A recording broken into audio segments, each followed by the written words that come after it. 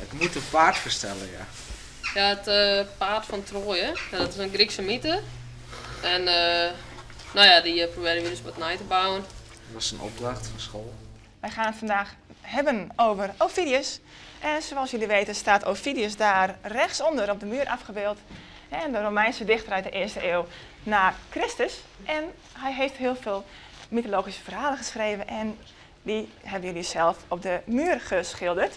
Nou, we hadden al een tijdje het idee om iets met de mythologie te gaan van Ovidius. Maar die verhalen die vertelt ze natuurlijk in de les, maar ik wil het graag zichtbaar maken voor de leerling. En dat ze echt de verhalen beleven als het ware. En elke keer als dan een verhaal vertelt, dan kun je verwijzen naar de morgen. Eigenlijk ben ik verrast door het resultaat. Ja? Ja, ze hebben al je fantastisch prutte talent. Dus ja. Zo echt. Nou, nee. En die jongens die wonen net schilderen? Nou, die jongens wonen wel schilderen. De leerling ging naast het schilderen per groepje een praktische opdracht. En deze jongens die hadden verkozen om het Trojaanse paard te bouwen. Doe maar op, Laurent. Kom maar uit het paard. Zat die in die Grieken dat? Ja. Of wat een lui? Ja. Ja, Dit jaar. Maar ja, ik was slim. ja. Nou, het eigenlijk weer wel wat groter waarschijnlijk, maar dat is eigenlijk al... Maar scheelt niet veel. Nee. Daar is naast de door is een jonkje staan en daar een famke en dat ben Pyramus en Tisbe. En het verhaal gaat dan zo dat die twee die ben verliefd op elkaar, maar dan heeft een man wonen dat ze met elkaar omgaan, omdat de families ruzie hebben.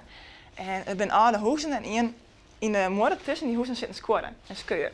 En daar fluisteren ze hele leven woordjes naar elkaar. En dan ben Pyramus en Tisbe. En toen dacht men dat het zo heel leuk was als dan de door daar als het ware als scheiding tussenin haast. Dan beeldt het verhaal nog echt uit. Daar is dus nog steen amor vind ik het omnia, dus liefde overwint alles. En amantes amentes betekent verliefden zijn verdwaasden. Dus als verliefd bent, dan goes domme dingen van. En dat is eigenlijk wel de kern van al die orenverhalen op een morgen. Dus het is een romantische lessen, vind je vaak. Het ben je een hele romantische les. Ja. Klopt. Wat hebben we daar gewoon Grieks en Latijn die les? Ja. Ja. Dus, Even voor. Misschien niet Ja, te ik veel, wou maar zeggen het is leuk, maar ja. ja, ik denk dat we veel bereikt zijn het leuk zou vinden als we iets positiever Ja. waren. Ja. ja, leuk, Ja, interessant. super. Ik zou het echt Aanraden. aanraden. Ja. Dus Grieks en Latijn Ja, volgt gezellig. Ja, Ja, allemaal na het het is echt top daar. Ja. Ja. Vooral mevrouw Braakzaar. Ja. Ja. Echt. Ze doet echt geweldig. Ja, en haar leerlingen natuurlijk. Nou, dat nee.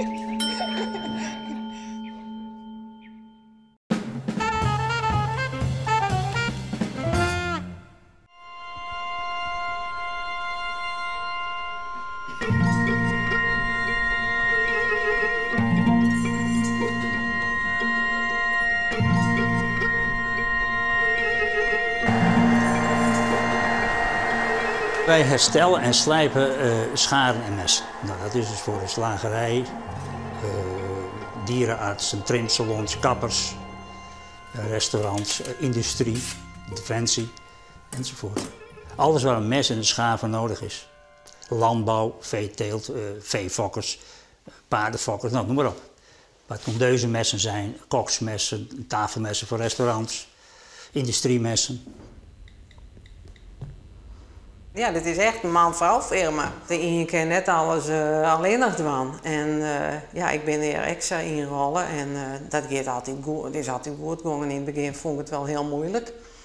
Maar nee, dit kan net oors, want het een keer net zonder dat oren. En je maakt elkaar vul je aan en je helpt elkaar. Nou ja, en dan doe ik alle verkoop, bijhouden van de varië en ja, administratie een gedeelte. Jo, heb je al je vingers nog? Ja, ik heb mijn tong een beetje een keer afgehest. Die hebben ze er weer aanzetten. Er vloog een mes uit de machine. Die hebben ze in Groningen hebben ze die weer helemaal aanzet, maar dat was zo. Daar kon ik niks aan doen. Maar ja, een ongelukje zit in een klein hoekje, dus daarom. Ja, ik besef het me nou ik pas, ja, want jou werk je natuurlijk maar messen. En Ja, messen ja. ben het scherp vanzelf. En Zeker als je zo goed sliept. ik snij me dagelijks wel aan een mes. Omdat we het inpakken moeten en dat pak je beet en je hebt een stuk papier die je raakt, even een vinger en dan alweer een kras op de gram. Dat is normaal, maar verder heb ik gelukkig geen gekke dingen gehad, behalve dan dat door een kutermes mijn duim eraf ging. Maar hij doet het weer. Hij doet het weer, ja.